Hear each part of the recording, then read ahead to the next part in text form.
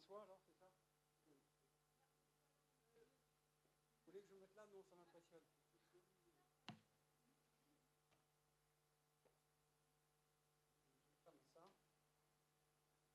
Ça. Je vais d'abord faire votre petit discours de présentation, si ça ne vous gêne pas. Très bien, très bien.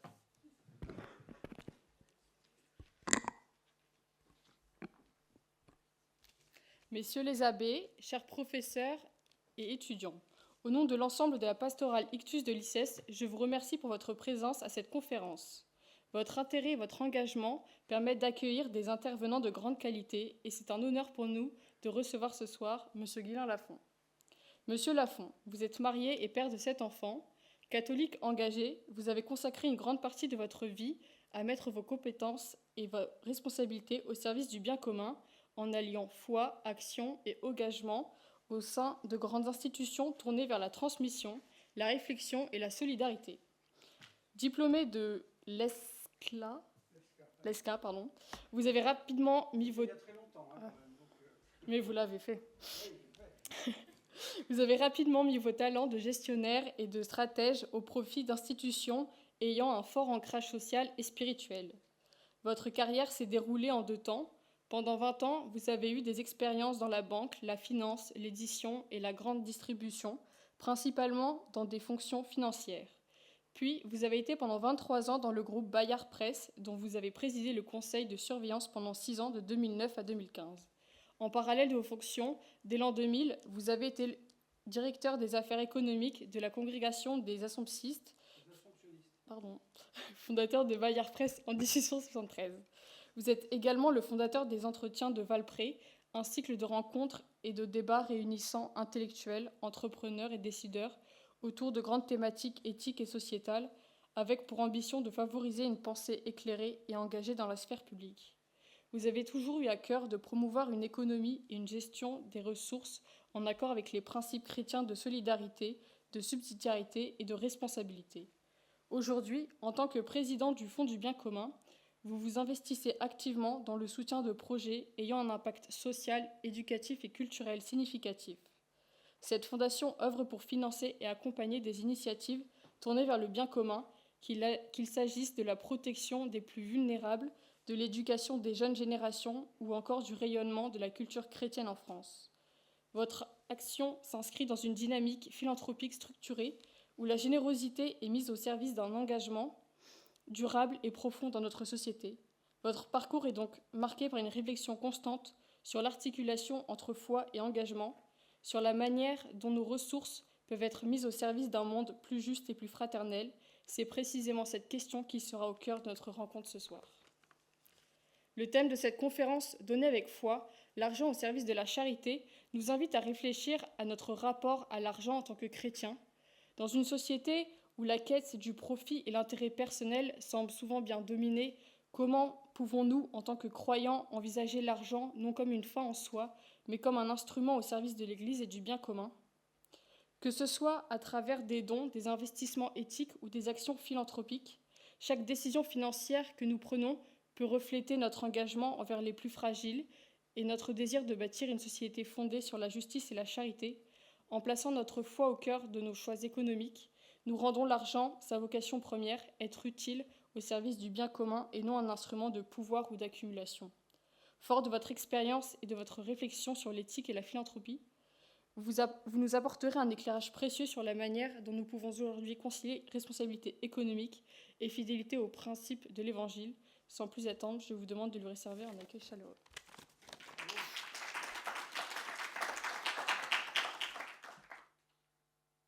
Je pense que ça marche, ça, non?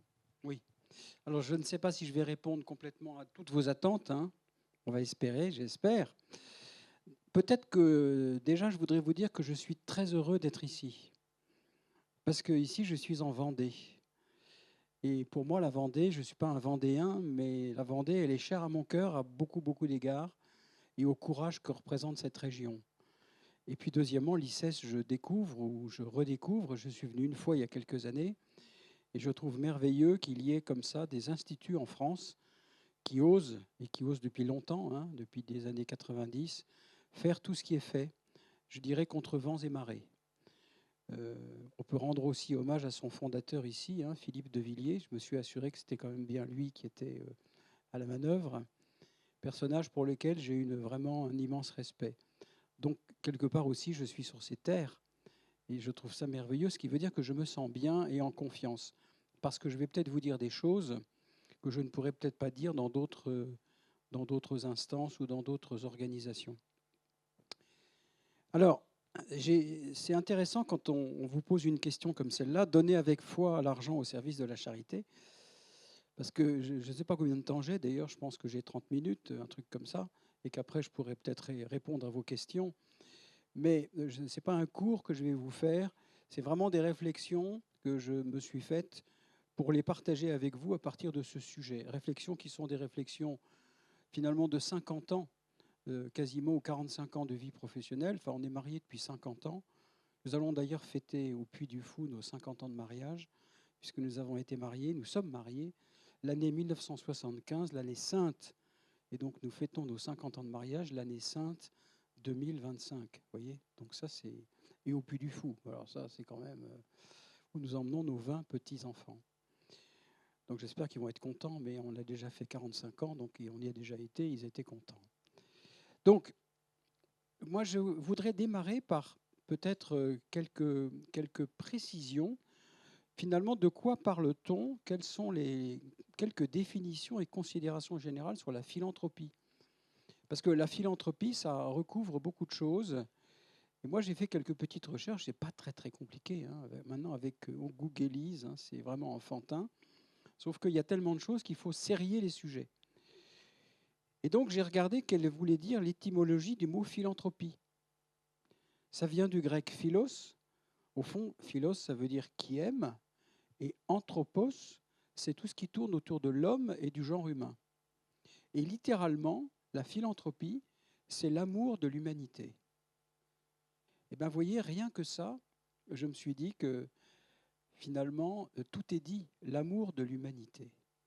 Les philanthropes, c'est des gens qui aiment l'humanité. Et je trouve qu'au jour d'aujourd'hui, on en a bien besoin, d'aimer l'humanité telle qu'elle est.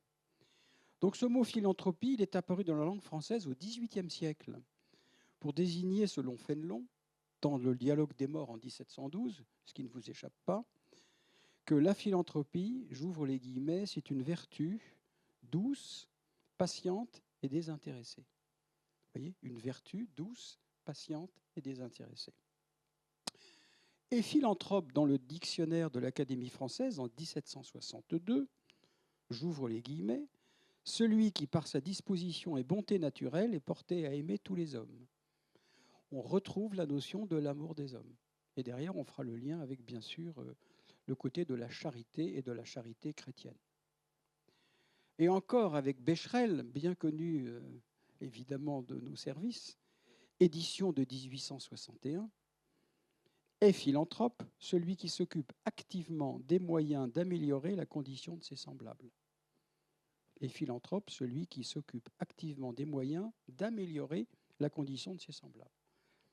Voilà, donc on avance dans cette notion du don, cette notion voilà, de la donation pour le bien des autres et le bien de son prochain, dirions-nous comme chrétiens.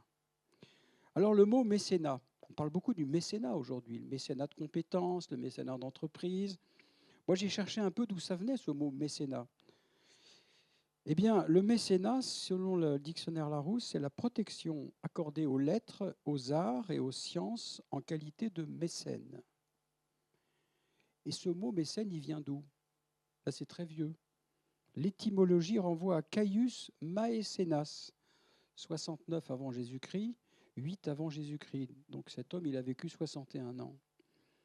Il était conseiller de l'empereur Auguste. C'était un homme raffiné qui a consacré sa fortune dont il avait hérité, et je vous le donne en mille, à soutenir des poètes. Vous voyez? Donc rien de nouveau sous le soleil. Donc sa signification a donc évolué, car aujourd'hui on parle de mécénat pour désigner des dons des entreprises et moins ceux des particuliers dans des domaines plus variés que les lettres, les arts ou les sciences. On parle donc d'humanité, de sociabilité, de bienfaisance, mais aussi et surtout de charité. Or, pour les chrétiens, la charité est une vertu suprême qui désigne à la fois l'amour de Dieu et du prochain, comme créature de Dieu, et tout acte de bienfaisance effectué librement envers lui, son prochain. Les philosophes et encyclopédistes du XVIIIe siècle lui opposent alors une philanthropie laïque. C'est intéressant, vous voyez, parce que quelques années plus tard, on est au cœur du débat. Philanthropie laïque et reproche à la charité chrétienne traditionnelle de soulager les souffrances des hommes sans s'attaquer à leur cause. Charité chrétienne qui pourtant, depuis le Moyen-Âge, gère des hospices, des hôpitaux, des orphelinats, par exemple les hospices de Beaune fondés en 1452. L'hospice de Beaune, célèbre par la séquence de la Grande Vadrouille que tout le monde connaît, 33. D'où l'approche scientifique de nombreuses expériences philanthropiques pour lesquelles il s'agit de changer les comportements, d'encourager l'épargne, de bâtir des logements modernes et bon marché, mais aussi d'influencer la société et de l'orienter, pas toujours dans les directions que nous pourrions souhaiter. J'y reviendrai. On peut être philanthrope pour le bien, comme la définition le dit. On peut être aussi philanthrope avec des intentions qui ne peuvent aussi pas être, entre guillemets, très chrétiennes. On en reviendra tout à l'heure. C'est dans la première moitié du XIXe siècle que la philanthropie connaît son âge d'or. Les philanthropes de tous bords économiques et religieux financent avec leurs propres deniers des projets innovants et ambitieux pour remédier à la pauvreté, à la maladie et à l'errance. Par le biais des sociétés philanthropiques ou de fondations, ils devancent ce que l'État prendra en charge au XXe siècle sous forme de services publics financés par le biais de l'impôt. Critiquée à la fin du XIXe, avec la montée du socialisme et des mouvements ouvriers, la philanthropie en France connaît une longue période de reflux correspondant à l'essor de l'État-providence. La crise de celui-ci et l'apparition de nouveaux problèmes sociaux demandant des moyens croissants et des solutions innovantes ont coïncidé avec un renouveau de la philanthropie qui est relativement récent depuis les années 70. Vous voyez, par exemple, la Fondation de France, que vous connaissez tous, a été fondée en 1969. Donc ce renouveau est assez récent et là, c'est crescendo.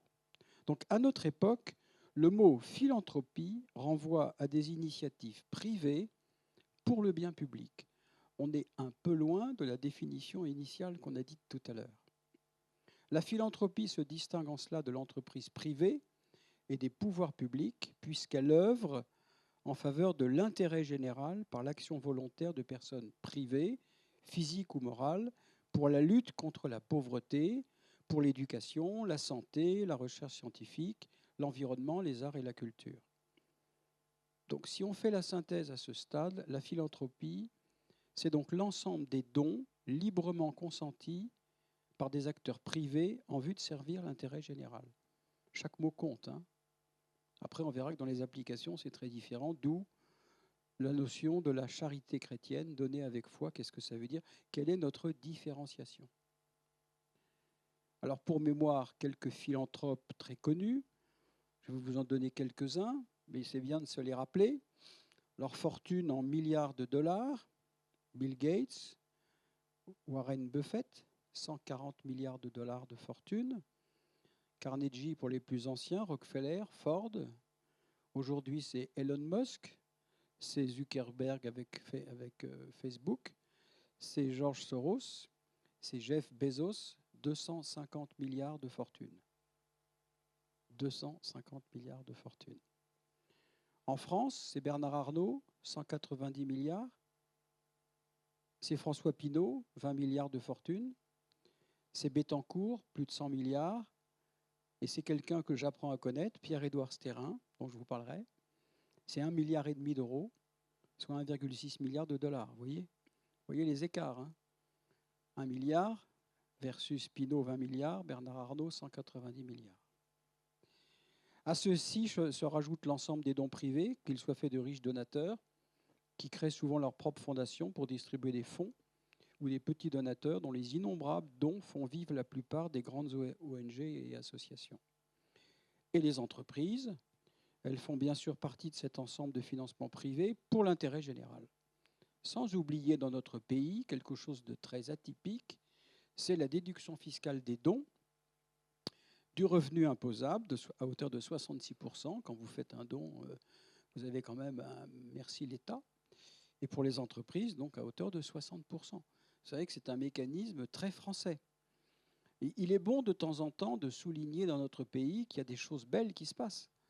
Parce que ça, c'est quand même quelque chose sur lequel, d'ailleurs, tous les présidents de la République, depuis des années, depuis 50 ans, se posent la question de supprimer cela. Mais s'ils supprimaient cela, là, pour le coup, ils amputeraient une grosse partie de notre ADN et de la générosité que les Français ont, puisque vous savez que les Français sont quand même encore extrêmement généreux. Alors, quelques chiffres pour fixer encore les idées. Il y a 5700 fondations et fonds de dotation en France aujourd'hui en activité. 5700. Avec une progression de 5% par an. Sur les 5700 fondations, il y a 3000 fondations qui sont en activité et qui sont avec une augmentation de 40% en 10 ans. Donc on voit bien que toute cette dynamique des dons, de la philanthropie, est quelque chose qui a véritablement le vent en poupe, parce que de toute façon, c'est un véritable besoin. On parle du chiffre de 16 milliards d'euros de générosité par an. Vous voyez ?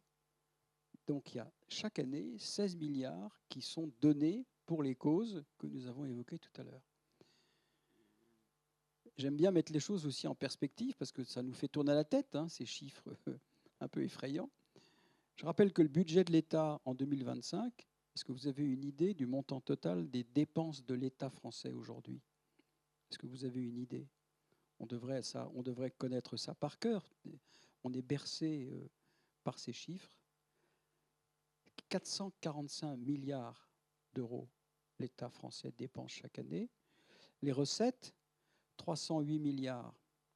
Si vous mettez un solde final en rajoutant le budget général, les budgets annexes, les comptes spéciaux, tous ces trucs bizarroïdes, vous êtes sur une perte récurrente de l'ordre de 130 milliards ou 140 milliards d'euros par an.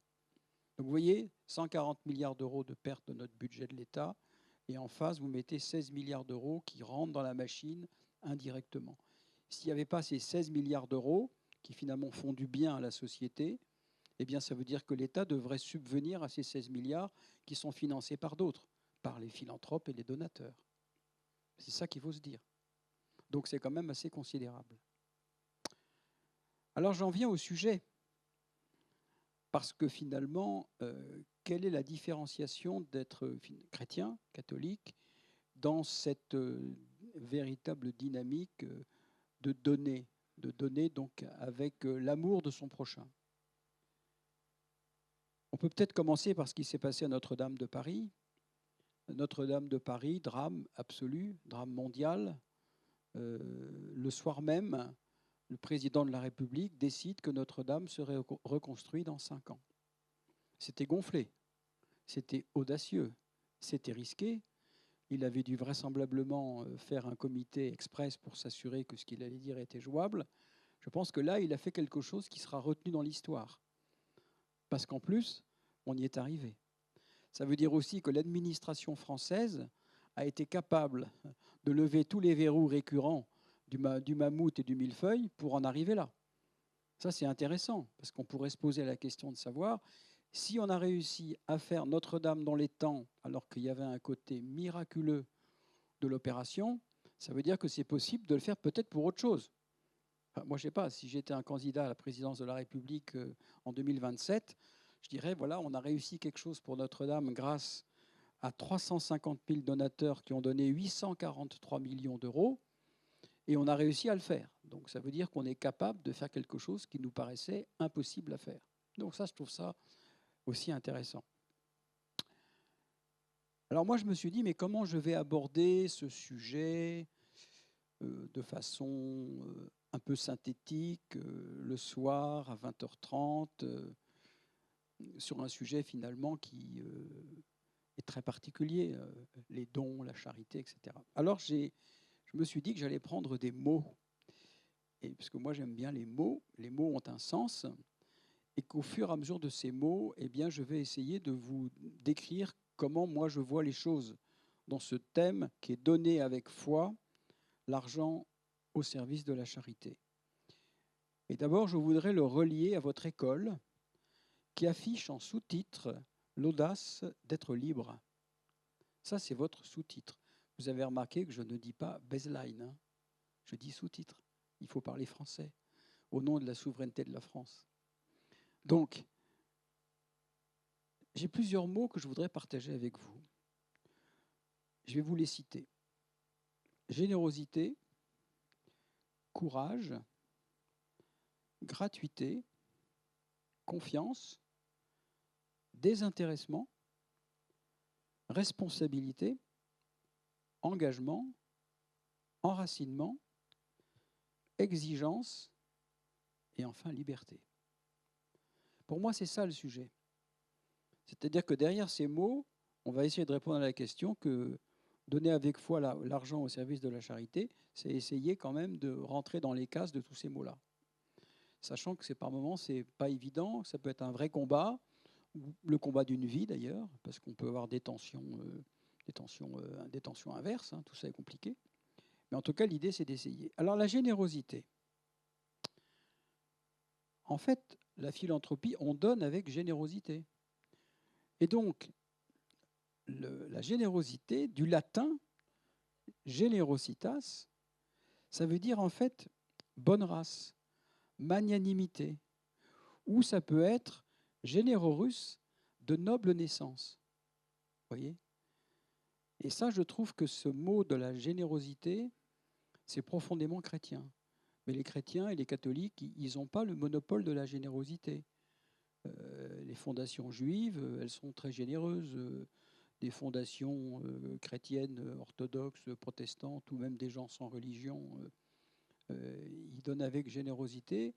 Mais nous, les chrétiens, on a quelque chose de plus qui est très évangélique. On doit donner sans compter. On donne avec générosité. On donne avec noble naissance. On donne sans compter. D'ailleurs, on parle souvent des bons riches. Alors, il y a les bons riches, il y a les mauvais riches. Conservons les bons riches. Le bon riche, c'est celui qui ne compte pas. Dans l'Évangile, il y a énormément de paraboles et de choses comme ça qui sont très claires, hein. C'est toujours impressionnant d'ailleurs, hein. Moi, je suis impressionné, plus on avance en âge, plus on écoute ces textes, plus on voit qu'ils sont profondément vivants et profondément humains, hein. Donc le bon riche, la générosité. Être vraiment généreux, ça c'est quelque chose de fort, hein. On connaît tous des gens qui sont très généreux, qui sont impressionnants. On en connaît dans nos familles, dans nos environnements, dans nos amis, dans les gens qu'on a rencontrés, dans des professeurs qu'on a pu avoir à l'école. Une forme de générosité, de don. On donne de façon magnanime, c'est-à-dire qu'on ne compte pas. On se donne, voyez. Donc moi, ça, je trouve que là, donner avec foi, l'argent au service de la charité, c'est vraiment cette notion d'être généreux sans compter. Ensuite, le courage. Eh bien, le courage, pour nous chrétiens, c'est de financer des causes que personne ne finance. C'est bien ça, hein, le courage aujourd'hui. Le courage, c'est de financer le respect de la vie, c'est de financer toutes les recherches sur la natalité. Vous savez qu'actuellement, le constat qui est fait, on peut en parler sans idéologie, puisque c'est un constat qui est fait par l'État, c'est un constat arithmétique, qui a une chute des naissances, et que arithmétiquement, dans les années qui viennent, il y aura un problème, et qu'en plus, la chute des naissances a un impact direct économique. C'est une évidence, mais ça paraît tellement évident qu'il y a plein de gens qui n'y pensent pas ou ne veulent pas y penser. C'est le moteur économique qui va être en panne. Bon. Parce que les enfants, les bébés, ça crée de la croissance, ça crée de la demande, etc. etc. Donc le courage pour nous, chrétiens, donner avec foi, c'est avoir le courage de financer des choses que personne ne finance. Si je vous parle 2 minutes du Fonds du bien commun, vous avez dû lire un peu ce que fait Pierre-Édouard Stérin. Nous avons 4 axes très importants. L'éducation, donc évidemment éducation avec cette notion d'éducation intégrale. C'est pour ça que je disais que je me sentais confortable à l'ICES parce que c'est ce que l'ICES fait pour des études supérieures. Tout ce qui concerne la famille, donc la famille avec un F majuscule, hein. Vous savez qu'à Paris, aujourd'hui, je crois qu'il y a un couple sur 2 qui divorce, enfin des statistiques extrêmement lourdes. Donc nous, on réfléchit sur financer des associations qui aident ces familles. J'ai vu un truc assez affolant. Je crois qu'au premier enfant, il y a un pourcentage de ménages qui se séparent assez important. Ils ne font pas face. Bon, donc il faut les aider. Comment on fait pour les aider? Eh ben, faut se mobiliser, il faut financer ça. Vous voyez? Ça, c'est pas banal de financer ce que des gens ne financent pas. Parce que nous, on est considérés comme des extraterrestres ou comme des gens qui sont contre l'avortement. On est catalogués comme dans une case, alors que nous disons que nous sommes pour la vie et que nous sommes pour la défense de la vie, qu'on ne rentre pas et qu'on va plutôt financer des maisons pour aider les femmes qui ont des bébés à les mener à terme et à accueillir la vie. Donc, le courage, c'est de financer des causes que personne ne finance. Les grands philanthropes américains, il y en a qui financent des causes que nous, on ne financerait jamais. Sur la stérilisation ou des choses comme ça, qui sont vraiment des choses graves. Mais au nom de la générosité, ils estiment, eux, de leur côté, que ça fait partie d'un plan et que ce plan, ils le mènent à bien. Donc pour moi, le courage, c'est très important, ça. Et Pierre-Édouard Stérin, c'est vraiment quelqu'un qui a décidé on peut dire qu'il a un côté d'un croisé. Donc il mène une croisade. Bon, alors je vais prendre une autre image. Il a un couloir de nage et il nage parce que lui, il s'est fixé 2050. Il a 50 ans, donc 2050, c'est dans 30 ans. Il dit, voilà, d'ici 2050, il faut changer la société, il faut la changer profondément, il faut que cette société bouge, etc. Et donc, il est prêt à donner son 1,5 milliard de fortune, que j'ai évoqué tout à l'heure, pour justement faire en sorte qu'il puisse aller financer un certain nombre de choses que personne ne finance. Je vous donnerai un seul exemple. Bettencourt, c'est 100 milliards d'euros. 100 milliards, hein. Lui, c'est 1,5 milliard. Bettencourt a une fondation, enfin un fonds de dotation. Et Bettencourt, en fait, Pierre-Édouard Stérin donne plus chaque année que l'héritière Bettencourt. Il a 1 milliard, elle a 100 milliards. Ce n'est pas un jugement de valeur, mais ça veut dire aussi où est-ce qu'on met nos curseurs les uns les autres, quoi. Voyez ? C'est pour ça que ce combat du courage, et c'est une des raisons pour lesquelles moi j'ai rejoint le Fonds du bien commun, c'est parce que j'ai trouvé que cet homme était courageux, audacieux, et qu'il n'avait pas peur. Et je me suis dit, il faut aller l'aider. Il faut aller l'aider parce que c'est courageux, et comme c'est courageux, on prend des coups, hein, surtout en ce moment. Le troisième mot sur lequel je voudrais m'arrêter, c'est la gratuité. La gratuité, pour nous, donner avec foi l'argent au service de la charité, c'est de la gratuité. La gratuité, c'est quoi? C'est sans penser à un retour calculé et en tout cas pas directement mesurable économiquement. Je fais un acte gratuit, je donne. Je peux d'ailleurs me tromper, entre parenthèses. Je peux donner de l'argent à des gens qui vont dilapider mon argent. Bon, il y a des associations auxquelles on donne des sous. On est très déçus parce qu'ils ne sont pas à la hauteur, ils ne sont pas structurés, ils font que des bêtises. Ils vous disent qu'ils s'en occupent et ils ne s'en occupent pas. Donc on a des ratés. Bon, ça c'est sûr. Mais cette gratuité, c'est aussi de se dire, mais si je ne le fais pas, qu'est-ce qui le ferait à ma place? Donc je donne sans compter. Je n'ai pas un retour calculé. Vous voyez? C'est comme quand on rencontre quelqu'un dans la rue. Moi, je me rappelle, j'avais un vieux père assomptionniste qui me disait, mais bon, tu peux très bien lui donner une pièce, hein, c'est sûr. Tu peux faire ta prière pour lui. Tu peux de temps en temps lui donner un petit billet, mais c'est pas grave.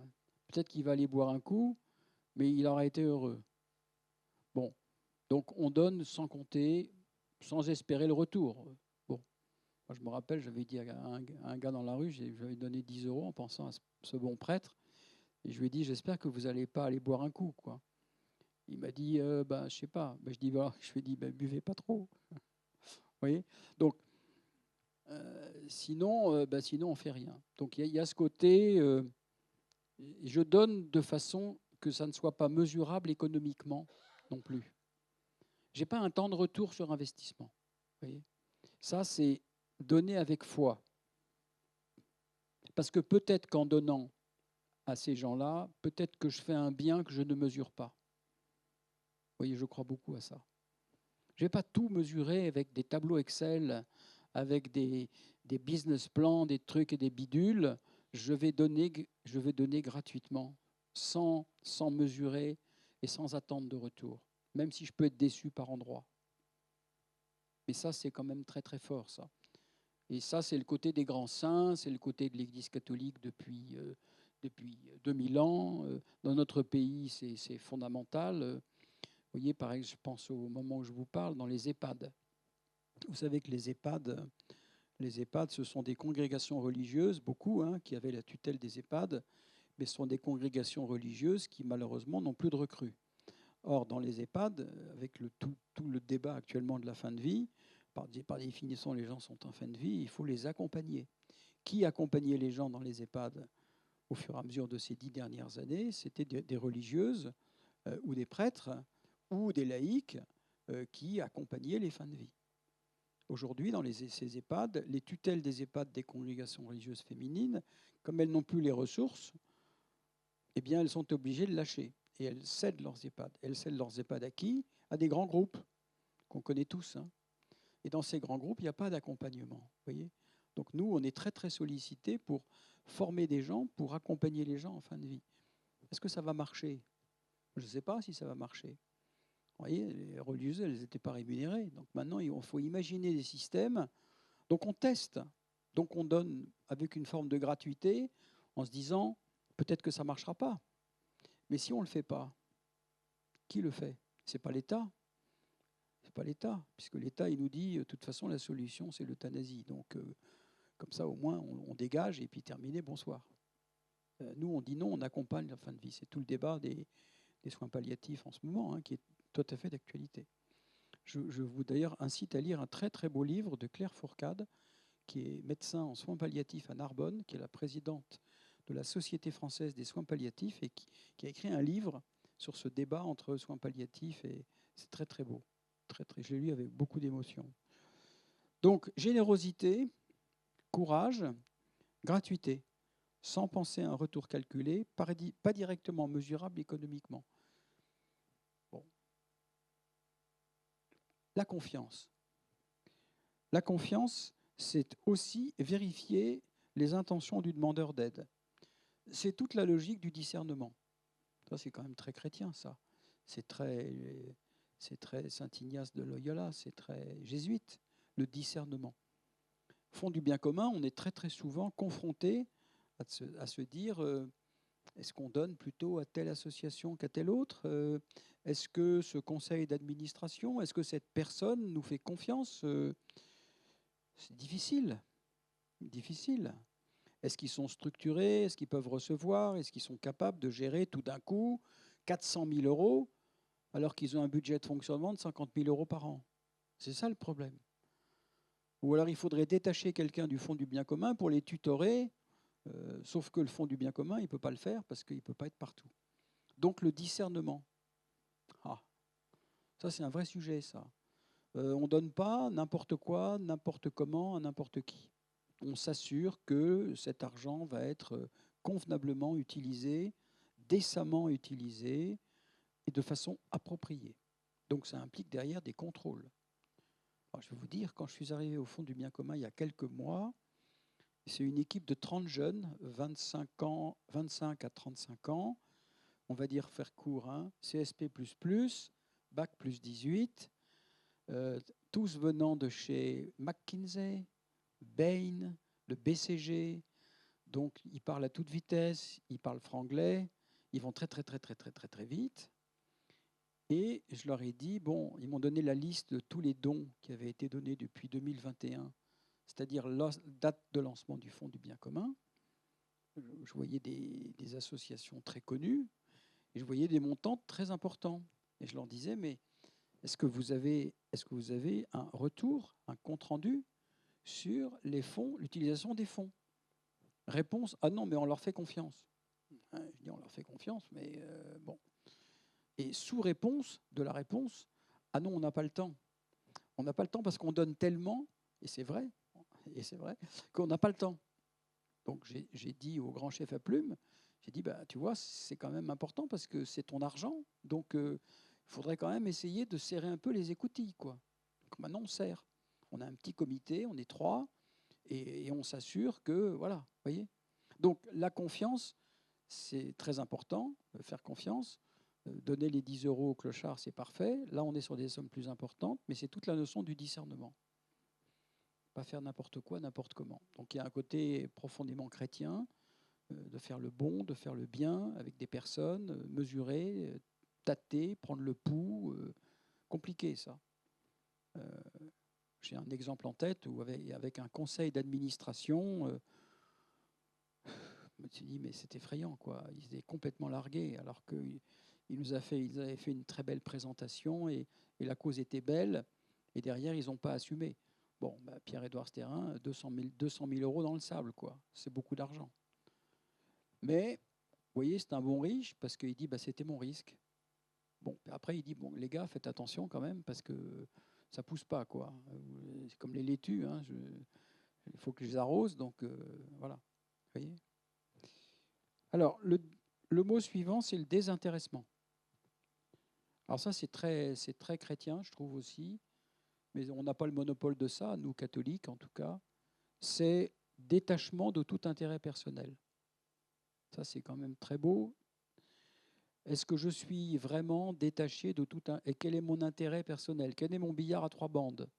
Ah oui, mais si je donne parce que j'ai la foi, parce que j'ai la charité, parce que j'ai l'espérance, parce que je suis chrétien, etc., machin, mais quand même, quelque part, ça peut peut-être me rapporter quelque chose, une petite médaille peut-être, ou je sais pas quoi. Eh ben non. Donner avec foi, c'est donner avec désintéressement, c'est-à-dire avec un détachement de tout intérêt personnel. Vous voyez, par exemple, Bernard Arnault, quand Notre-Dame a brûlé, il a donné 100 millions d'euros. Je pense que vous êtes comme moi, vous avez dû être très choqués quand il a été très critiqué. Il y a des gens qui ont dit, bon, de toute façon, c'est rien pour lui. La preuve, il a 190 milliards. Qu'est-ce que c'est que 100 millions?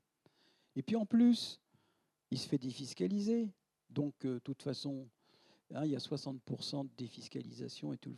Eh ben non, il a pris sur sa cassette personnelle et il n'a pas défiscalisé.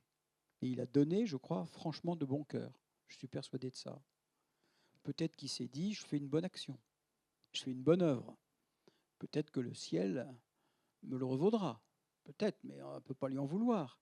Mais je pense qu'il a été dans le détachement de tout intérêt personnel. Parce que je pense que ça a touché son cœur et qu'il n'était pas obligé de le faire.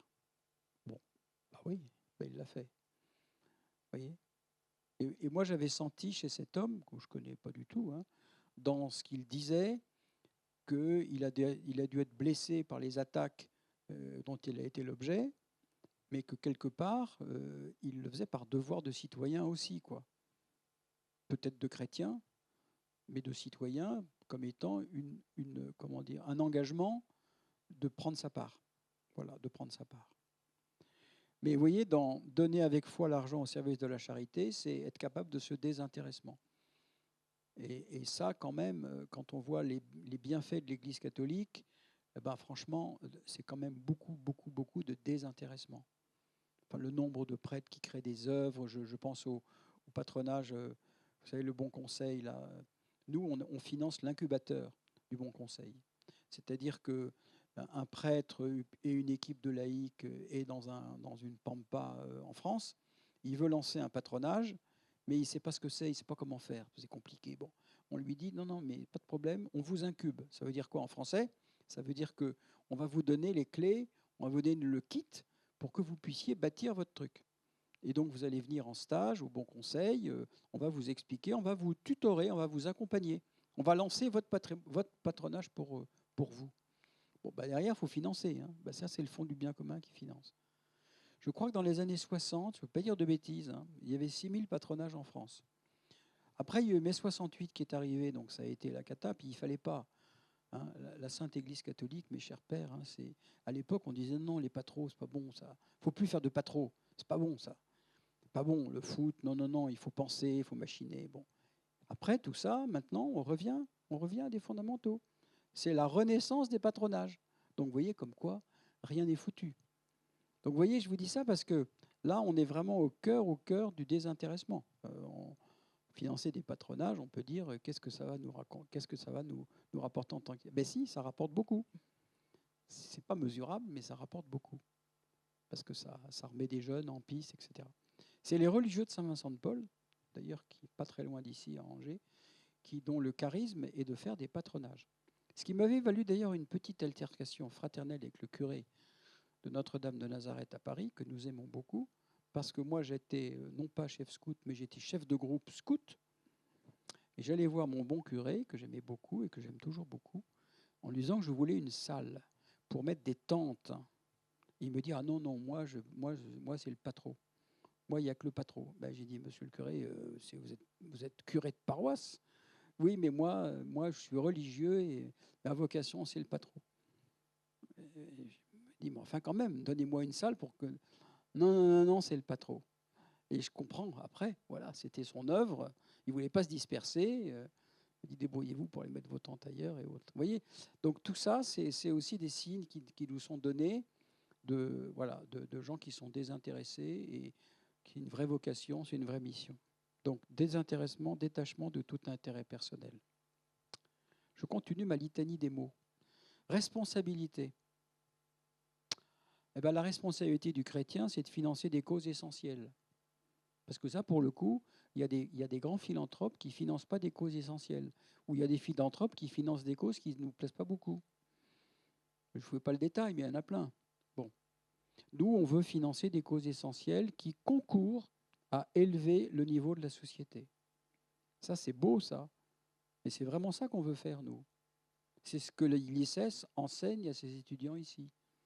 On vous donne des professeurs, des cours pour, quelque part, vous élever votre âme, élever tout simplement votre qualité de citoyen et d'hommes et de femmes responsables dans la société future pour être des témoins et des ambassadeurs du beau, du bien et du vrai, pour faire court. C'est pour ça que le Fonds du bien commun, c'est 4 axes, éducation, culture, famille et croissance humaine et spirituelle.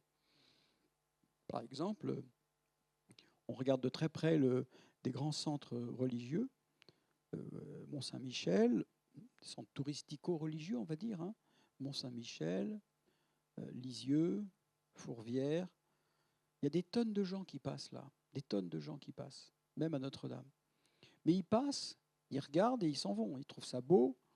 Mais le sujet, c'est de dire, si vous passez là, il y a peut-être quelque chose ou quelqu'un pour lequel tout ça a été fait. Donc derrière, il y a ce souci de tirer les gens vers le haut. Voyez. Donc nous, on réfléchit au fond du bien commun à des vrais enjeux d'animation, de choses pour amener les gens à ne pas uniquement se balader à Notre-Dame, on va passer d'un côté vers l'autre, ou de passer à Fourvière, ou de passer au Mont-Saint-Michel ou à Notre-Dame de la Garde, mais leur dire quelque part qu'il y a une dimension qui les dépasse et qui ne soient pas que des touristes, qui ne soient pas concernés par la religion. Là, on est dans le devoir de l'annonce de l'Évangile, quoi. Voyez. Donc, c'est notre responsabilité. Pierre-Édouard Stérin, il n'a pas peur. Vous savez, quand il est interviewé, cet homme, c'est un peu étrange, mais c'est vrai, je pense qu'il le pense vraiment. Le journaliste dit, mais alors pourquoi vous faites tout ça là? Pourquoi vous donnez votre argent Finalement, vous pourriez le garder pour vous, vous pourriez, je ne sais pas moi, faire le tour du monde, enfin, j'en sais rien. Et il dit, non, moi ce que je veux, c'est être un saint et avoir la vie éternelle. Bon, évidemment, quand vous êtes journaliste à Libération, à Mediapart, il y a un blanc, quoi.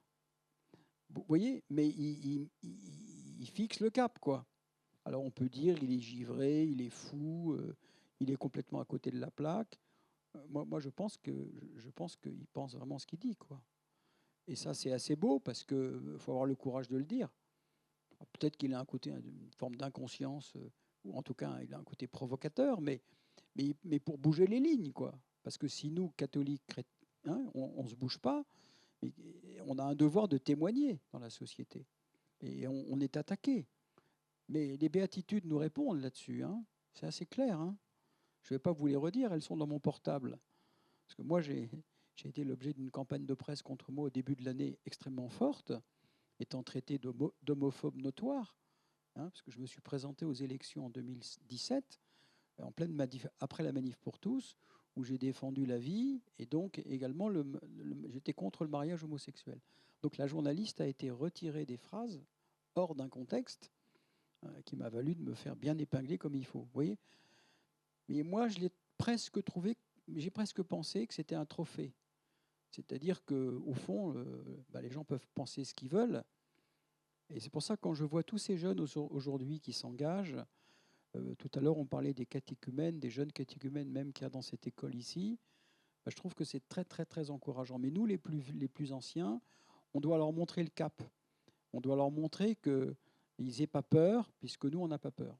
Voilà. Enfin, c'est basique de dire ça, mais moi, c'est la raison de mon engagement. Quitte à prendre des coups, mais c'est pas grave, au fond. C'est pas grave. Alors, c'est facile à dire quand on est en retraite et ses enfants sont tous partis.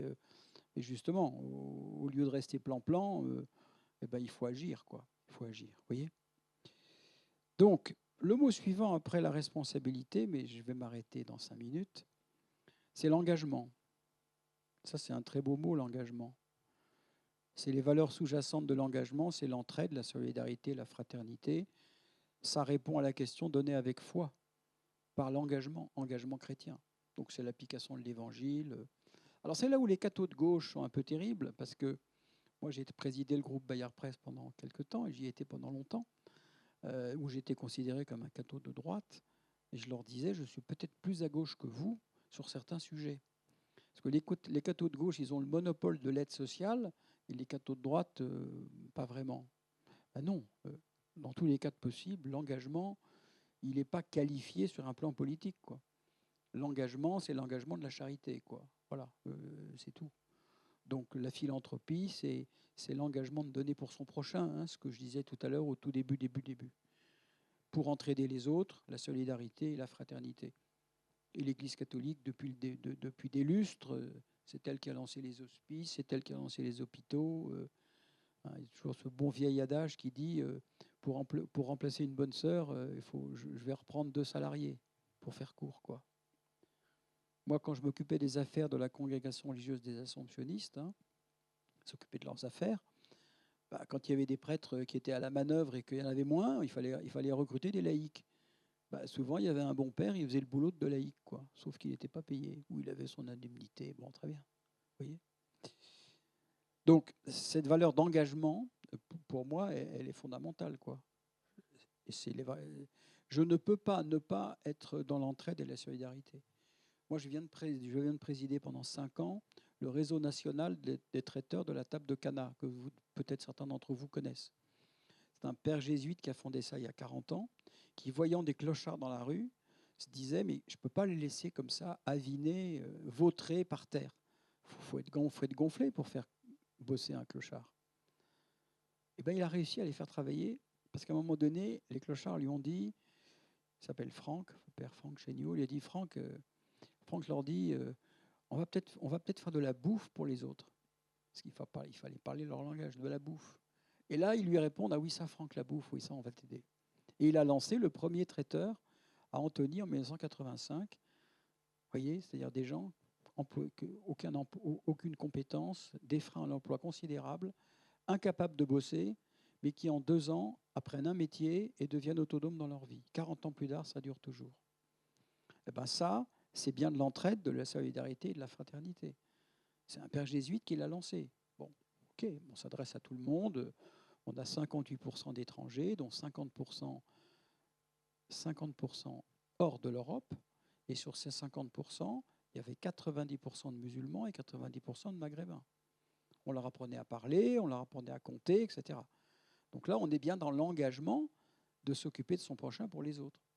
Alors vous me direz, oui, mais c'est une goutte d'eau. Ouais, sauf qu'il y a des milliers de personnes qui sont passées par la table de Cana et qui ont eu un métier dans les mains et autonomes dans leur vie, malgré tous les freins à l'emploi qu'ils avaient. Pas de permis de conduire, famille monoparentale, violence intrafamiliale, j'en passe et des meilleurs. Donc c'est possible.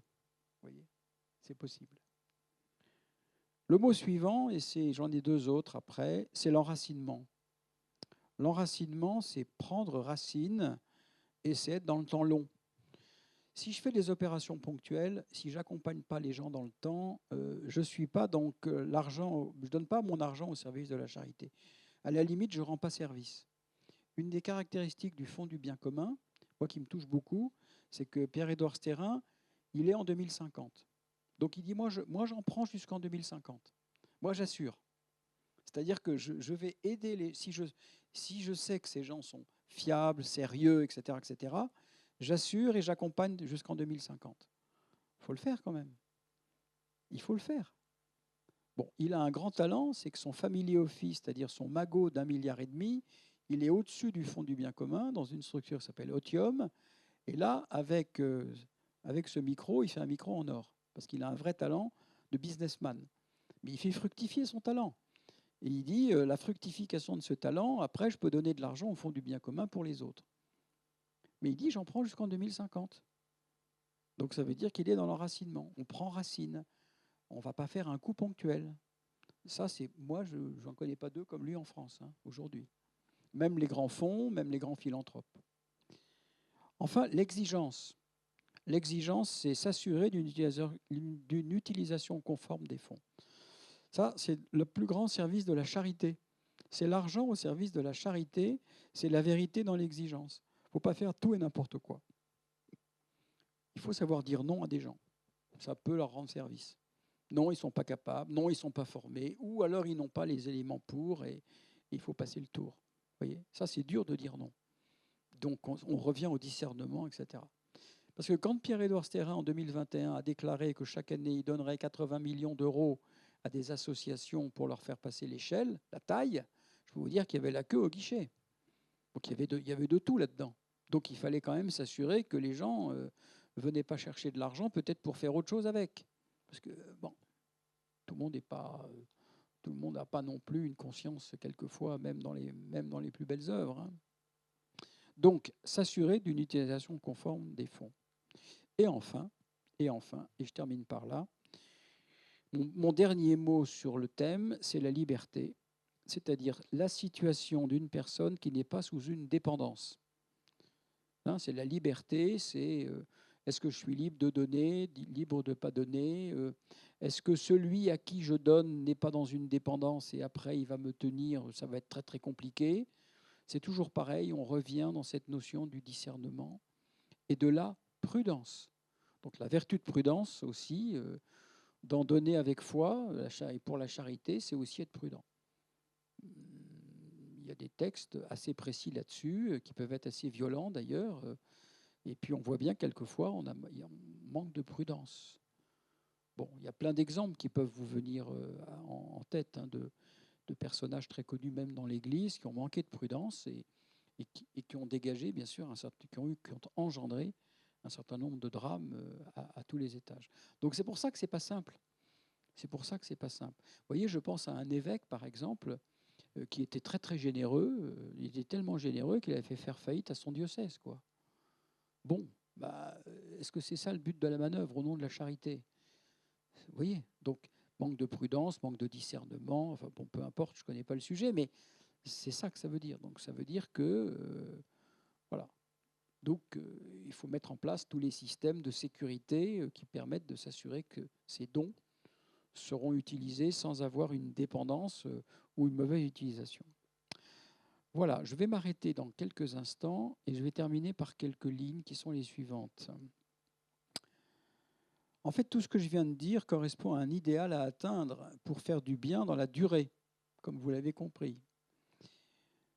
Mais on n'y arrive que si on met la barre haut sur chacun des mots pour atteindre les objectifs de faire grandir le bénéficiaire. Sinon, ça fait l'effet inverse.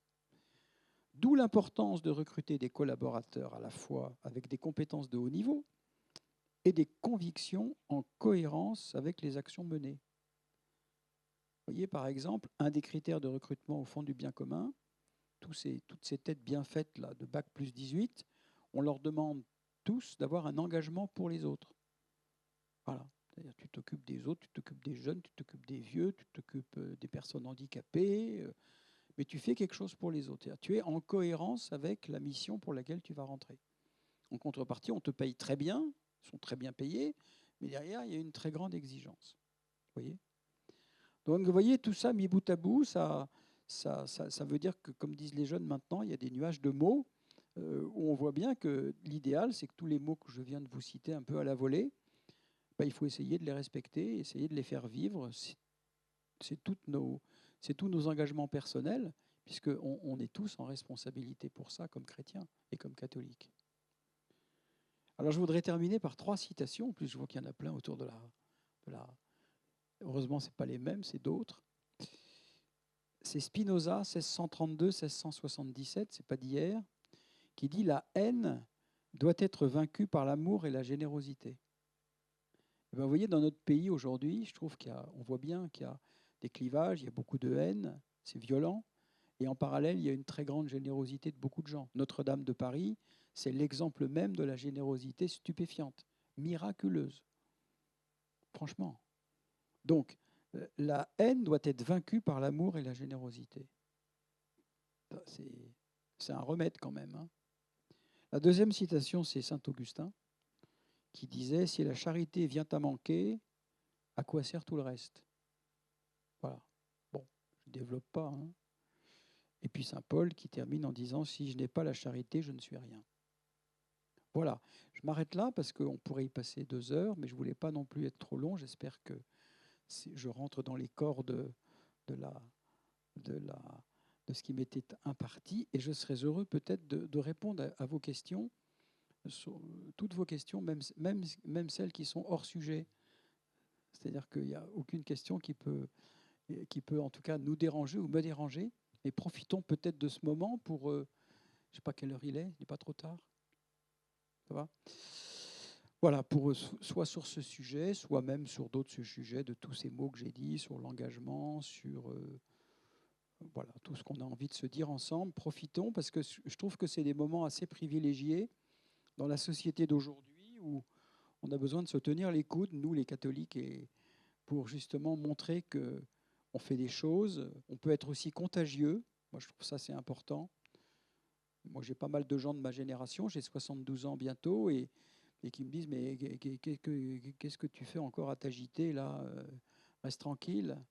Et je leur dis « Mais tant qu'on est en forme physique, morale, physiologique, mentale, spirituelle, je veux dire, le job aujourd'hui, c'est de s'engager pour les autres, quoi. C'est tout. Alors, chacun peut s'engager comme il veut, comme il peut d'ailleurs. On peut s'engager dans le sport, on peut s'engager... Il y a plein de choses, plein de choses. Voilà, je répondrai volontiers à quelques questions, à quelques commentaires, à quelques interrogations, peut-être, que sais-je. N'hésitez pas à me dire exactement ce qui vous préoccupe. Ça, c'est très bien, mais ce n'est pas une question, ça. Surtout les jeunes, peut-être, même les plus anciens, d'ailleurs. Hein. Qu'est-ce que... Moi, je fais « Oui ».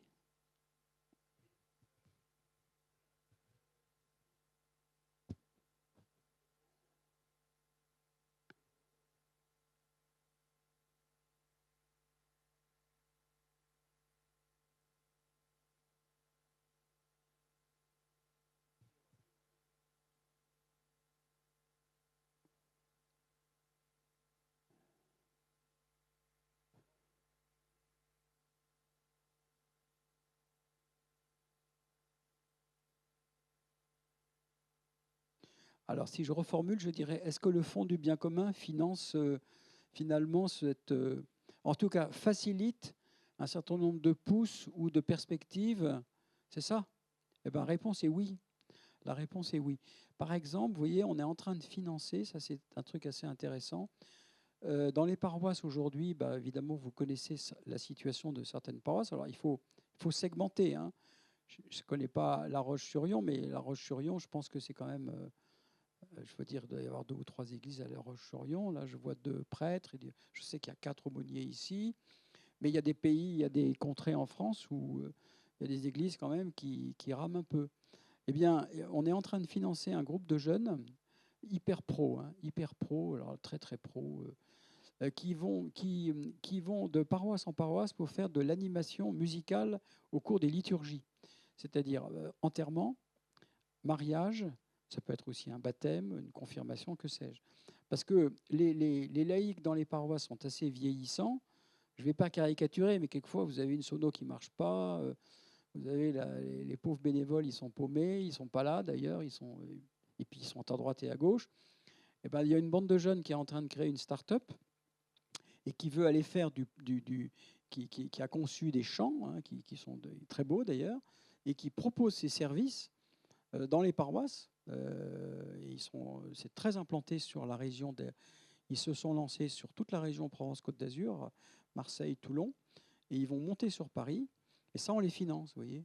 C'est atypique, mais ça veut dire que là, on accompagne ce mouvement. On pourrait dire, bon, tant pis, on ne peut pas chanter parce que la dame qui fait chanter est malade. Pour que la cérémonie soit belle, soit priante, soit profonde, il faut que les chants soient beaux. Chanter, c'est prier 2 fois. Donc, on s'est dit, ces jeunes-là, ils font un magnifique travail. C'est très, très beau, c'est très émouvant. Ça donne aussi une dimension à des gens qui viennent souvent plus à un enterrement qu'un mariage, qui rentrent dans une église uniquement à cette occasion d'un enterrement. Et donc l'idée, c'est de toucher leur cœur et de toucher leur âme. Nous, on finance ces jeunes parce qu'on se dit, c'est une start-up, mais c'est une start-up qui accompagne ce mouvement qui, au lieu de voir le verre à moitié vide, va voir le verre à moitié plein. C'est complètement atypique, ce truc. Mais alors, c'est pro, alors ils s'organisent avec, ils ont une équipe de chanteurs, ils sous-louent la sono. Donc les sonos sont de hyper qualité. Parce que vous savez, les sonos, quand ça grésille et que c'est mal foutu, c'est pas bon. Quand vous avez une magnifique sono et que vous avez un très bon chanteur, qui n'est pas un chantre, hein, c'est-à-dire qui ne fait pas une démonstration de chant, mais quelqu'un qui est convaincu que le chant aide à prier, ça peut faire un très beau mariage, ça peut faire un très bel enterrement. Et l'idée, c'est de toucher le cœur des gens. Ils n'ont pas l'image, justement, de l'église salpêtreuse, mal foutue. Il y a des jeunes qui animent, c'est beau, c'est bien, ça fait grandir l'âme. On finance ça, parce qu'il faut acheter du matos, parce qu'il faut financer des gens, etc. Ça, c'est typique le fonds du bien commun. On finance, par exemple, la réfection des calvaires. Vous voyez, ça, quand les calvaires, vous avez des croix au coin des rues, là, souvent, c'est en très mauvais état. On finance la réfection de ça. Pourquoi on fait ça? On peut dire, mais ça ne sert à rien. Mais si, ça sert, parce que c'est beau. Parce que voir une belle croix, une croisée de chemin, ça ne rend pas insensible. Vous voyez? Donc tout ça, ça concourt à remettre du pétrole dans la machine, parce que rien n'est foutu. Nous, quand même, ce qui nous guide, c'est l'espérance, quoi. Sinon, on plie les Gaules, quoi. Donc, et on voit bien les signes qui nous sont donnés aujourd'hui. Regardez la messe des cendres, où on dit qu'il y avait beaucoup, beaucoup de monde. Regardez les catéchumènes, regardez ces jeunes qui s'engagent. Bon, voilà, donc il y a beaucoup de choses. Hein. Donc, être un bon riche comme est Pierre-Édouard Stérin, moi je le cite beaucoup parce que j'ai beaucoup d'admiration. C'est pour ça que je l'ai rejoint comme bénévole pour être à ses côtés et prendre ma part. Je me dis, voilà, c'est une belle chose, quoi. Et il y a plein d'autres initiatives qui se passent. Hein. Mais il y a beaucoup de choses qui se passent dont on ne parle pas. On parle beaucoup de choses médiatiquement, mais il y a beaucoup de choses qui sont faites partout en France dont on ne parle pas. Il y a des magnifiques... mais quand même, l'argent étant quand même le nerf de la guerre, ça peut aider, ça peut accélérer les particules, quoi. Voilà. Est-ce que vous avez une autre question, mes petits jeunes, là, sur c'est quoi la vie Ouais.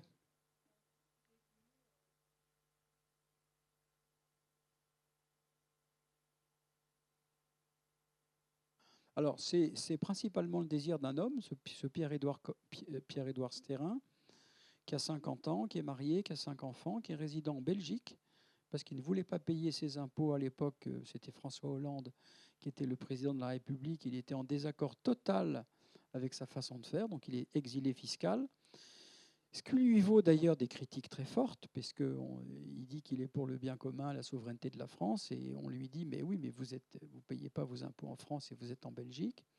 Et lui, en fait, dit, oui, mais moi, je reviendrai en France quand j'aurai un gouvernement avec lequel je serai synchro. D'où d'ailleurs tout un plan qu'il a au niveau politique, mais ça, c'est autre chose, c'est déconnecté du fond du bien commun. Et pour répondre à votre question, c'est lui qui est à l'origine de ça, et qui a décidé de donner sa fortune. Il dit, je vis comme un cadre dirigeant.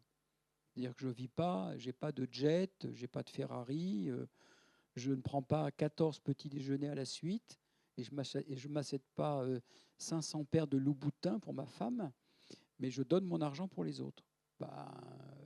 Et il est attaqué, mais d'une façon, enfin, ceux qui lisent un peu la presse et les médias, il est attaqué d'une façon, mais qui est d'une violence, par la presse, et bien sûr, la presse est quand même très, très, très anticléricale, quoi. Parce qu'en fait, il crée beaucoup de jalousie, même par rapport au monde de la philanthropie parisienne, parce que la philanthropie, on l'a vu, c'est un marché quand même. Il y a quand même 16 milliards à la manœuvre.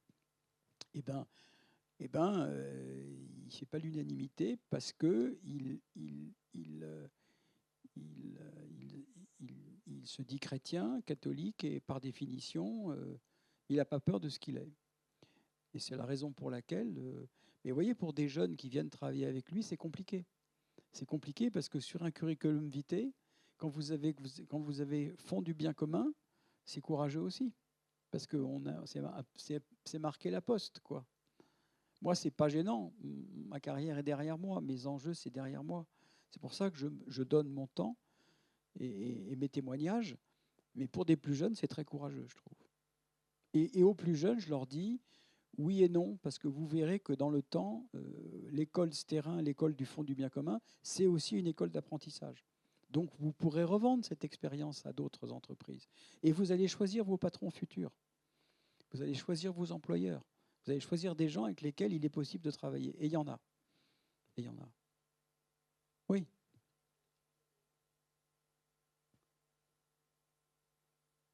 D'autres?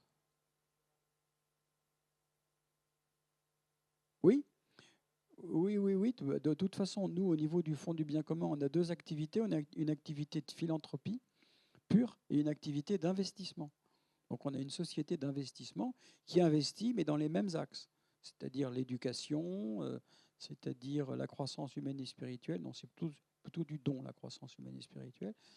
Et par exemple, tout ce qui est l'aide aux femmes enceintes, les maternités, ou les recherches là-dessus, c'est quand même souvent par le biais d'une société. Et puis il y a beaucoup, nous, on finance des start-upers, on finance des entrepreneurs. Donc on a un studio d'incubation dans lesquels on incube des gens qui ont un projet, des porteurs de projets, et on les accompagne, on les finance jusqu'à ce qu'ils s'envolent.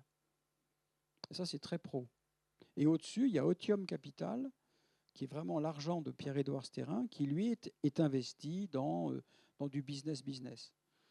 Mais une partie du dividende de cette société est pour le fonds du bien commun, pour ses activités propres. Mais là aussi, c'est complètement atypique. Moi, je ne connais pas deux structures du Fonds du bien commun. Et en plus, le Fonds du bien commun finance dans les associations leur structure d'organisation, leur mode de fonctionnement. C'est-à-dire, on est capable de financer un poste d'un directeur général d'une association qu'ils n'avaient pas. Ils n'ont pas les moyens, pas les compétences. On va le recruter avec eux et on va le financer. Mais pas ad vitam aeternam. Parce que l'idée, c'est le piège, c'est de se faire financer et puis on attend que ça se passe. L'idée, c'est de mettre les gens sur des pistes d'envol, les accompagner, et quand ils sont prêts, on les largue, on les lâche. Mais on les lâche avec un élastique, c'est-à-dire on est très prudent. Puis quelquefois, on se trompe, quelquefois, on se gourre. On ne réussit pas tout. Mais c'est là où Pierre-Édouard Stérin est très généreux, parce qu'il ne compte pas, parce qu'il dit c'était mon risque. Bon, après, il dit faites pas ça tous les jours, mais c'était mon risque. Et moi, je dis chapeau. Je n'en connais pas deux comme lui. Oui. Moi, je pense que Vincent Bolloré... D'abord, est-ce que vous avez regardé... il faut que vous regardiez ça. Il faut le regarder pendant 2 heures, mais c'est très intéressant. Est-ce que vous l'avez regardé à la commission de l'Assemblée nationale où il est venu se défendre sur les attaques dont il était l'objet? Il faut que vous regardiez ça parce qu'il témoigne beaucoup, avec beaucoup de courage, je trouve. Oui, moi, je pense que c'est un philanthrope. Oui, alors, Vincent Bolloré, il a un conseiller spirituel qui s'appelle le père Grimaud. Père Grimaud, c'est une sacré tempérament, un tempérament de fougue, de feu. Et le père Grimaud a une très, très grande influence sur lui. Donc, il a commencé par lui dire, il faut faire un foyer d'étudiants rue de Varise, dans le 16e arrondissement à Paris, une ancienne congrégation religieuse. Il a refait le truc, c'est refait au bouton. Tout est neuf. Après, il lui dit, c'est bien, mais France catholique, il faut quand même relancer ce canard-là. Donc, il finance France catholique. Et puis, CNews, il faut quand même trouver des endroits où on puisse avoir la messe retransmise en direct. Donc, hop, hop, hop, tu vas me mettre tout ça sur pied. Donc, je pense que lui, il est à une synthèse personnelle où aujourd'hui, il a remarquablement bien réussi. Bon, il a été très attaqué aussi. Mais moi, je pense qu'il a vraiment une volonté de faire du bien. Alors, évidemment, il a beaucoup d'argent et il a beaucoup de pouvoir puisqu'il utilise les médias. Donc, CNews, C8, Canal+, et puis vous avez vu ce qu'était devenu C8. Et tout ça, lui, il considère que, là encore, c'est à peu près de l'eau comme sur les plumes d'un canard. D'ailleurs, Sterrin, Bolloré, donc, bien sûr, se connaissent, mais je pense que Bolloré, il a vraiment ce désir. Il y a eu un moment très, très émouvant dans la commission où il était convoqué pour, je ne sais plus quoi. À un moment donné, une membre de la commission lui dit « Oui, oui, de toute façon, on sait bien, vous êtes un réactionnaire et vous êtes contre l'avortement. » Et là, on a senti qu'il était très ému parce qu'il a dit bah, « Écoutez, oui, je peux vous dire pourquoi. Et je vais vous faire une confidence. » Il a dit en fait, donc il a divorcé de sa première femme. Et il a dit en fait, j'attendais un 4e ou un 5e enfant. Et ma femme n'était pas capable de le supporter, donc elle a avorté. Il n'y a pas une journée où je ne pense pas à cet enfant. Bah, moi, je me suis dit, et il sentait qu'il avait les larmes aux yeux, quoi. Je ne suis pas sûr que les gens de la commission, ça les ait touchés, encore que. Donc cet homme, il est capable, comme grand patron aujourd'hui, je pense qu'il a fait un vrai chemin, quoi, un vrai chemin même spirituel, d'avouer que, oui, il a dit de manière... et puis, bon, j'ai été lâche, j'ai laissé faire, elle ne se sentait pas d'attaque, bon, ben voilà, allez, hop, hop, hop, terminé, on n'en parle plus. Voilà. Donc je pense, alors est-ce qu'il veut se racheter, est-ce que c'est une forme de rachat, je ne sais pas, ça c'est sa conscience voilà, personnelle, intime, mais je crois qu'il a vraiment envie de faire du bien, quoi. Il a vraiment envie de faire du bien, il est très très attaqué, très très violemment. Moi, j'habite rue de Rivoli à Paris, donc les manifestations, on les voit passer, celles qui vont à la Bastille, puis ensuite à la République. Il y en a une la semaine dernière, samedi, anti-laïque, là, je crois. Le thème, c'était Bolloré à mort. Vous voyez, il y avait des têtes de Bolloré sur des pics, quoi. Donc, quand vous voyez ça, vous vous dites, waouh, c'est quand même grave, quoi. Donc, c'est pour ça qu'on est dans un pays où il y a beaucoup de haine, moi, je trouve, c'est très violent. Et en même temps, il y a beaucoup de générosité. C'est ce paradoxe, quoi. Enfin, depuis que le monde est monde, hein, ça n'a pas beaucoup changé. Mais oui, Bolloré, pour moi, c'est un philanthrope. Alors après, comme dirait l'autre, c'est peut-être pas un enfant de Marie, j'en sais rien, je ne connais pas sa conscience. Je me souviens très bien, j'ai un de mes enfants qui était en classe au Franc-Bourgeois à Paris et qui un soir rentre à la maison en disant « Papa, il y a Bolloré qui vient témoigner ». Et l'abbé Grimaud était aumônier des Francs-Bourgeois. Donc j'y vais, parce que ce gars-là, il me fait longtemps que je le suis, je le piste. On a le même âge, 72 ans tous les deux. Et donc je vois Bolloré je me mets devant l'estrade, parce que je voulais le voir de près, l'Olibrius, là. Et il y avait le père Grimaud qui était à côté. Et il dit, à un moment donné, c'est pour ça qu'il est quand même coquin, il dit, vous savez, moi je suis catholique, alors il y a un truc formidable chez les catholiques, c'est la confession. Alors je me suis dit, ah bah ça c'est chouette de dire ça, il se fortiche, il témoigne. La confession, c'est vachement bien parce qu'on dit les trucs et on recommence le lendemain. Alors je me suis dit, ah, quand même, il est gonflé, quoi. Et il y avait l'abbé Grimaud à côté qui était là en disant, bon, bon.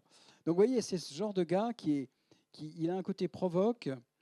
Je pense qu'il est dans un vrai chemin comme nous, comme moi le premier. Hein. On est tous sur un chemin. Mais moi, je trouve que ce qu'il fait, c'est beau. C'est très courageux. Très, très courageux parce que franchement, il n'est pas obligé de le faire, hein, lui non plus. Hein. Je sais pas, il a tout ce qu'il faut. Hein. Donc il mène un combat, je pense qu'il mène un combat. Et d'ailleurs, l'audience de CNews, elle monte. Enfin bon, mais je ne veux pas parler de ça parce que les médias, c'est un autre sujet. Mais voilà, est-ce que vous auriez une autre question, une autre... Oui, alors il y en a deux, trois, magnifique. Ça chauffe. Allez-y. Ah,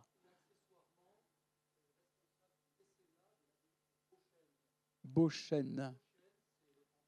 Ouais, d'accord. Hmm, d'accord, bien. De fond?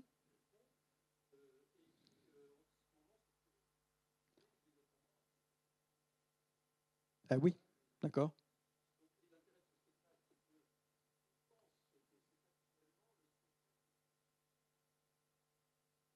Et, et qu'est-ce qu'il raconte ce spectacle? Ouais, ouais, d'accord. Très bien, d'accord. Très bien, d'accord.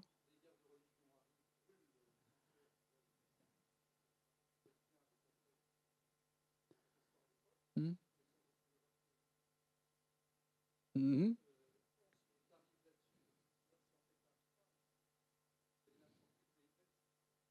ouais, hmm,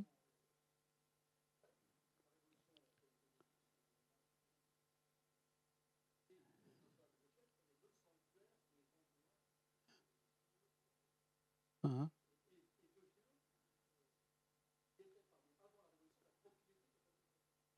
d'accord.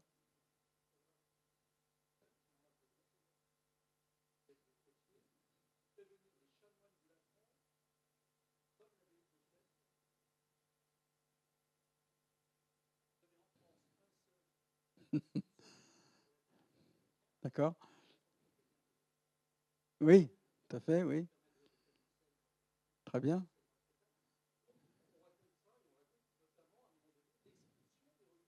Ah oui, d'accord. Mhm, d'accord. Et donc votre question était?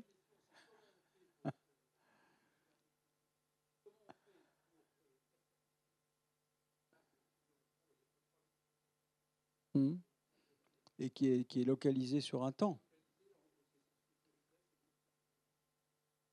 Oui, mais je veux dire, le spectacle se donne 4 jours de suite, une fois par an. Oui, c'est ça. Oh, c'est bien, d'accord. Hmm, très bien, d'accord.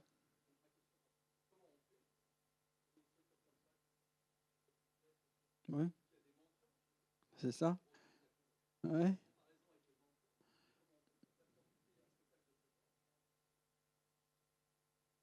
Hmm. Il faut qu'on en parle. Parlons-en. Je ne vous garantis pas qu'on va le faire comme ça, mais en parler, étudier votre dossier, on va regarder. Oui, oui, mais il faut que je vous explique aussi toute la philosophie de ce terrain. C'est que ce terrain, lui, ce qu'il veut, il est en 2050, donc il voudrait à la limite dupliquer votre truc dans toute la France. C'est ça qui l'intéresse. Il va avoir ce qu'on appelle, parce que là, il est très pro, une mesure d'impact. Il dit combien, si je donne, combien ça impacte. Alors, dans l'endroit où vous êtes, alors de 3000 personnes, il va dire, OK, est-ce que je peux doubler à 6000? Voyez, est-ce que je peux faire profiter, grâce à mon argent, ce spectacle parfait? Comment est-ce que je peux le faire rayonner? Vous voyez, ça, c'est le sujet.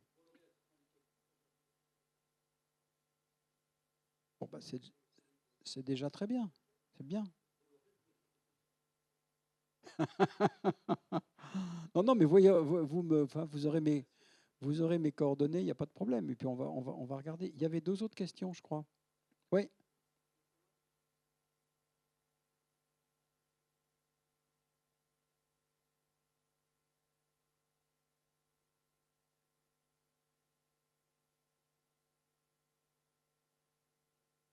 c'est vrai.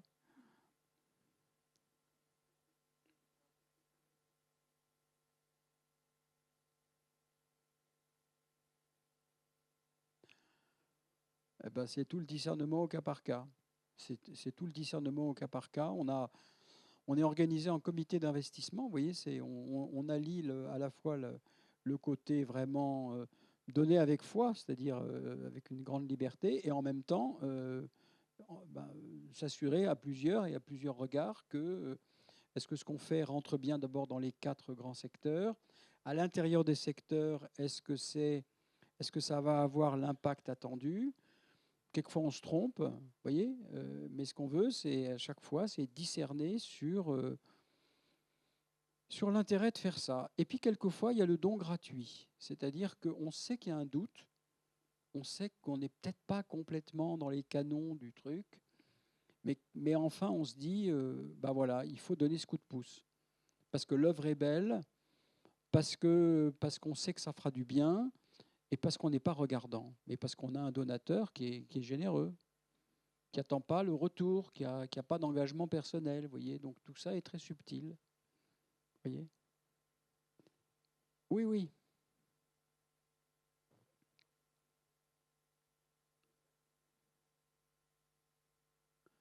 Ah, comment peut-on s'assurer que nos actes de générosité soient vraiment désintéressés? Ça, c'est une magnifique question. Vous avez 4 heures, hein, c'est ça. Est-ce qu'on peut s'assurer que nos actes de générosité sont totalement désintéressés? Moi, je pense que oui, si on est plusieurs à converger vers une même analyse de discernement. C'est pour ça qu'il ne faut pas être tout seul. Il ne faut pas être tout seul. Vous voyez, au fond du bien commun, si chacun on arrivait avec notre petit dossier, par exemple, tiens, j'étais à La Roche-sur-Yon hier, et puis j'ai un monsieur qui m'a parlé d'un truc, c'est vachement bien, c'est super ce truc, on va donner 50 000 euros. Moi, je suis président du Fonds du bien commun. On va dire, oh là là, le président dit 50 000 euros. Ben non, non, non. Il faut un dossier de ce monsieur, il faut qu'il vienne nous présenter, il faut qu'il étaye, et il faut qu'on mesure si notre générosité, est-ce qu'on le fait, oui ou non. Vous voyez, ça nécessite vraiment tout un processus, quoi. Et ça, je trouve que c'est le côté très très particulier du Fonds du bien commun, c'est qu'il y a un côté extrêmement professionnel. Et en même temps, quelquefois, on se trompe. Bon, bah, ce qu'il faut, c'est pas trop se tromper, quoi. Alors, est-ce qu'il faut être un bon riche, c'est-à-dire faire dans la gratuité, quitte à se tromper? Bah, faut pas trop se tromper. Et puis quelquefois aussi, il faut être capable de dire non. Ça, c'est douloureux, ça. Ou de couper des liens. Ça, c'est compliqué, surtout dans les mouvements d'église, parce que là, vraiment, il faut être très diplomatique. Moi, je connais bien la manœuvre, hein, donc 15 ans, 15 ans comme économe laïque d'une congrégation religieuse, ça aide. Et là, franchement, dans l'église, c'est compliqué. Donc, il faut être très, très vigilant. Parce que là, on est attaqué. Oui, mais alors voilà, vous discutez, vous avez vos trucs, vos machins, vous dites que vous êtes très généreux et regardez, vous nous lâchez. Oui, on vous lâche parce que ça fait 2 ans qu'on vous tient à bout de bras et que vous n'êtes pas au rendez-vous des obligations qu'on vous a demandées. Et qu'il vaut peut-être mieux que vous vous arrêtiez parce que vous allez dans le mur. Vous voyez, ça c'est. Donc, il faut aussi avoir l'autorité pour dire à un moment donné non. Voilà. Bon, alors quand on est plusieurs à le dire, c'est mieux. Moi, je présente des dossiers, honnêtement. Hein. Bah, on me dit non. Non, bah, très bien, bon, bah, parfait. Je viens de présenter un dossier pour les soins palliatifs bah, parce que ça m'avait touché. On me dit non, c'est pas dans nos priorités. Mais je dis pourtant, c'est l'euthanasie, c'est en ce moment, ça se débat, il faut aider la SFAF, etc. Il me dit oui, on est d'accord avec toi, mais c'est pas dans nos priorités. Donc on fait pas. Ah, ça, c'est frustrant, ça. Et pourtant, Estérin, il a plein de pognon. Alors on peut dire, bah quoi, 50 000 euros bah non. Et oui, il faut se fixer des limites, quoi. Donc, il faut savoir dire non, il faut savoir se tordre le bras.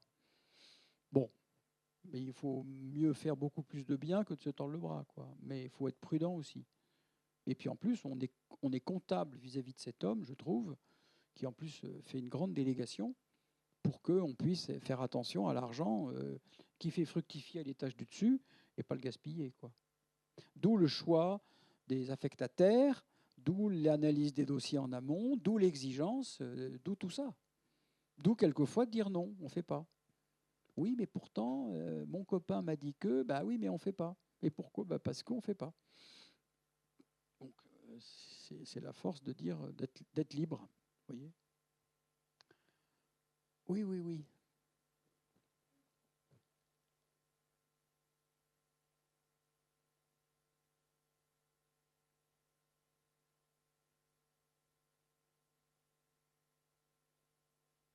Oui.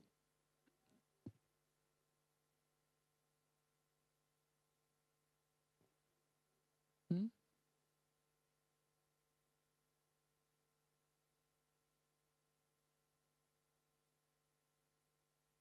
Bah, c'est toujours pareil, je crois. C'est votre propre discernement, c'est-à-dire quelle cause vous avez envie de soutenir. C'est la confiance que vous allez avoir dans la cause. Vous voyez, on n'est pas obligé de donner à tout le monde. On n'est pas obligé de soutenir toutes les misères du monde. On doit choisir ses pauvres, dans le bon sens du terme. C'est-à-dire que soit vous êtes très très riche et vous êtes très très généreux, tant mieux, soit vous n'avez pas beaucoup de sous et vous allez choisir vos œuvres. Ça, moi, je crois beaucoup à ça. Parce qu'il y a des œuvres qui vous parlent particulièrement. Moi, je ne sais pas, il y en a qui diront le scoutisme, c'est quelque chose de formidable, il faut les aider parce que, pas quoi. D'autres qui diront les personnes handicapées, je pense à Bras Ouverts, par exemple, des choses comme ça. Je pense aux colocations de Lazare. C'est vous qui vous êtes libre de choisir vos œuvres. Voilà. Donc là, vous êtes en choisissant vos œuvres, bah, vous savez que vous allez faire du bien à ces œuvres-là. Moi, je suis très touché, par exemple, par les maisons. Je pense à Marthe et Marie, je pense à Tom Pouce, je crois, Tom Pouce, qui accueillent des femmes enceintes pour faire en sorte que ces femmes mettent au monde leur bébé. Bon, bah, tout le monde n'est pas obligé d'être touché par ça, vous voyez. Mais à partir du moment où vous décidez ça, ce qui est intéressant, c'est de les accompagner dans la durée. Si vous leur donnez, je sais pas moi, 500 € par an, ce qui est peut-être beaucoup pour une étudiante, bah, vous faites un bien considérable. Par contre, vous ne pouvez pas tout faire. Vous ne pouvez pas vous occuper de Tom Pouce, vous ne pouvez pas vous occuper de Lazare, vous ne pouvez pas vous occuper des chiens pour aveugles. Ça, c'est pas possible. Il faut que vous donniez quelque chose dans lequel vous êtes confortable. Moi, je crois beaucoup à ça. Vous êtes à l'aise. Oui. Bah, le donner du culte, oui. Bah, je pense que le donner du culte, c'est une priorité parce que tout le monde sait que nos prêtres et les églises, surtout, elles ne sont pas entretenues par le gouvernement ou mal. Et en plus, il faut vivre tout le temps. Donc, ah oui, ça, c'est même pas négociable. Ah oui, c'est une priorité, ça, oui. Oui, oui. Et il faut donner au denier du culte, je crois qu'il y avait des barèmes qui étaient donnés, un pourcentage de sa rémunération annuelle. Il faut donner, il faut surdonner. En plus, le denier du culte, c'est déductible des impôts. Ah, franchement, si ce n'était pas déductible, on pourrait dire, on pourrait échouiner, mais c'est déductible des impôts. Donc, bon, donc ça vaut le coup, il ne faut pas se gêner. Après, le denier du culte, c'est un peu comme les curseurs. Hein. Moi, je vois actuellement dans la Drôme, on a une maison, on a un jeune prêtre qui a une énergie mais considérable. C'est un entrepreneur, il fait un patron, il crée des groupes scouts et tout. On n'a qu'une envie, c'est de l'aider. Donc, on est appelé à l'aider. À l'inverse, si vous avez un curé qui ferme, et qui voit le verre à moitié vide, à un moment donné, vous n'êtes pas obligé de l'aider, quoi. Parce que il y a encore, c'est le discernement. Mais oui, c'est pas négociable. Ah bah oui, c'est pas négociable. Et puis il faut donner pour ceux qui ne peuvent pas donner. Moi, je crois beaucoup. Parce qu'il y en a qui ne peuvent pas donner, mais si on peut donner nous plus, il faut donner plus. Faut pas se gêner, quoi. Alors ça, le denier du culte, c'est un vrai sujet. Hein. Enfin, c'est un autre sujet, d'ailleurs. Eh bien, écoutez, je ne sais pas quelle heure il est. Il est peut-être tard. Oui. Oui.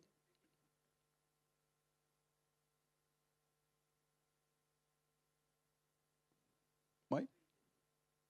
Ben oui, bon, c'est pas tout. Ça, c'est la grâce, hein, entre guillemets, c'est le mystère de la grâce. C'est-à-dire que vous pouvez faire des choses dont vous ne mesurez pas l'impact que ça a. C'est pour ça que tout n'est pas mesurable. Alors, ce terrain, lui, il a un côté terrible. On peut terminer par ça. Dans le département croissance humaine et spirituelle, comme il est très business et très carré, donc il dit donc, OK, donc moi je vais financer ça, ça et ça. Donc l'impact, c'est le nombre de baptêmes. L'impact, c'est le nombre de conversions. Donc en plus, vous allez voir, il y aura plus de gens dans les églises, ça va augmenter la quête. Et là, on lui dit, non mais attends, OK, super, mais nous, on est les messagers. Mais c'est là-haut que ça se passe. Donc tu ne peux pas valoriser des trucs invalorisables. Oui, mais alors combien de baptêmes, combien vous valorisez de baptêmes? Combien de conversions? Actuellement, il y a 2% de catholiques pratiquants en France. Ça, c'est le vrai chiffre. Hein. Il dit, je veux être à 7% en 2025. Ah, bah, quoi, tu veux être à 7 en 2025, on est à 2. Bah, ça ne va pas la tête, quoi.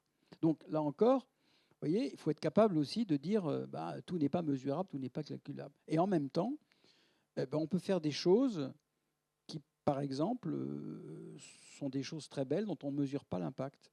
Parce que tout n'est pas mesuré en termes de temps de retour sur investissement. C'est pour ça que moi j'aime la philanthropie, parce que c'est de la gratuité.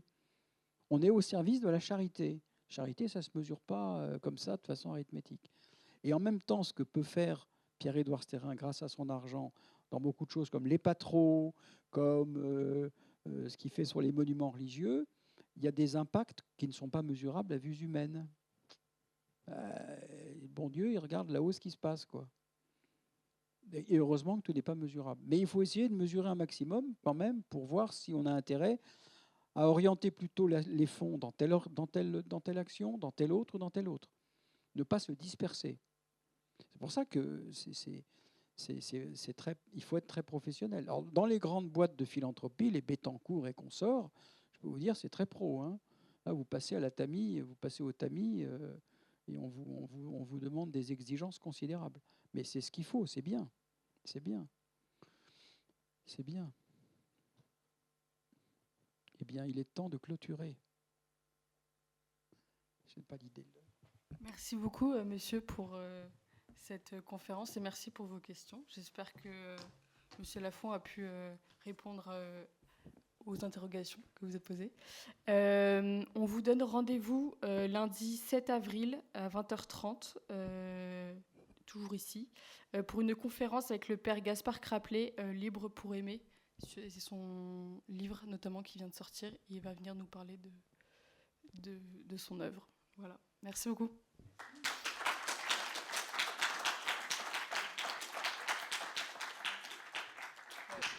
On a une petite tradition, l'ICES. Est-ce que, monsieur l'abbé, vous pouvez nous bénir, s'il vous plaît? Merci beaucoup.